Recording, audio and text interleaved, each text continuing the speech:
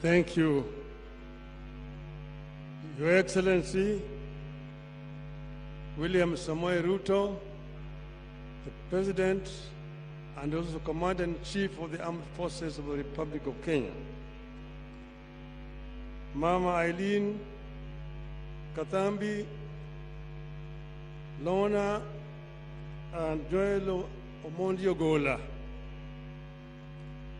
All protocols observed, distinguished guests, ladies and gentlemen, we have come on a very tragic occasion to say farewell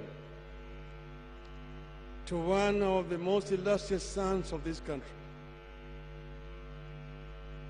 We are paying farewell to a four-star general who has died not in the field of combat, but through a tragic aircraft accident. Gen Ogolla, as has already been said by those who have spoken before, exemplified what you can call a true nationalist.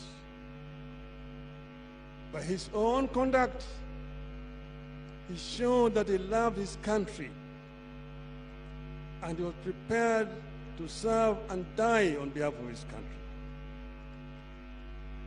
We take comfort in listening to his son talk about him.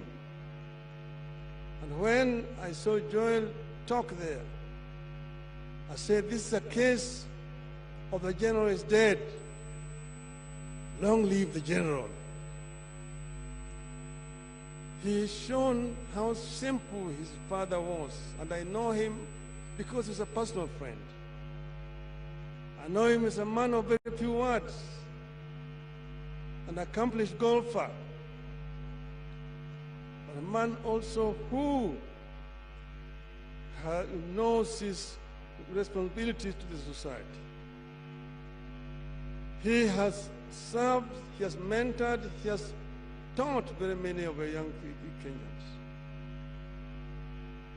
He believed truly in the Kenyan dream, which is coined in our national anthem. God bless this land of ours. Justice be our shield and defender. May we dwell in unity, peace and liberty. Plenty be found within our borders. Justice can only be a shield and defender if there is democracy.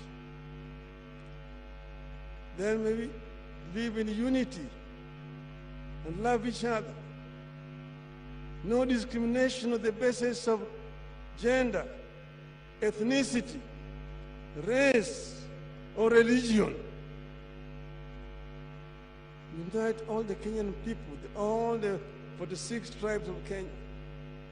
Give them equal opportunity in terms of education, in terms of employment. Don't discriminate against your fellow Kenyan because he does not come from your tribe. And that is what Ogolla believed in. And that is what he showed.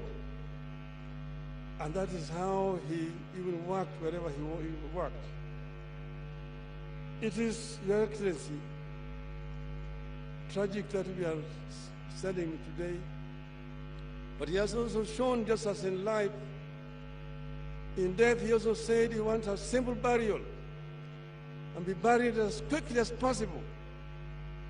This is in line with the traditions of our own African people. Commercializing burials today is not African, it's un-African. People used to be buried either the same day or the following day when they died. Burial or funeral was not an enterprise as what has come today. So he said he wanted to be buried the way it is, without a coffin, soil back to the soil. A great Kenyan patriot. Your Excellency, I want to conclude by saying that because of the manner in which Ogolla died, a lot of rumors are flying around all over. We want these rumors to be put to rest. And this can only happen if there's a thorough investigation to tell us the cause of the death, how that plane came down. But also, Your Excellency, this is also time to take a relook at our equipment and our military.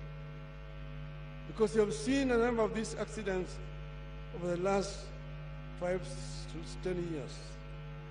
There's been so many of these crashes. We want to put this to an end so that we can save lives of our people.